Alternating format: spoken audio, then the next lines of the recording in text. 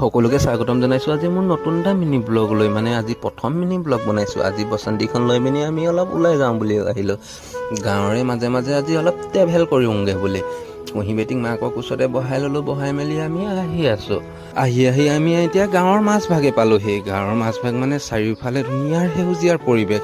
সেউজীয়াৰ পৰিৱেশৰ মাজেৰে যোৱাই মজাই বেলেগ। এইপিনে আহি থাকোঁতে দেউতাক লগ পালোঁ। দেউতাই আকৌ চাইকেল লৈ স্কুলৰ পৰা আহি আছিলে, মানে কুঁহি বেটিৰ ৰেচনসমূহ লৈ আহিছিলে আৰু স্কুলত বিনামূলীয়া চিকিৎসা সেৱা প্ৰদান কৰি আছে। সেইবাবে কুঁহি বেটিক অলপ গাটো বেয়াৰ বাবে দেখাব আহিলোঁ।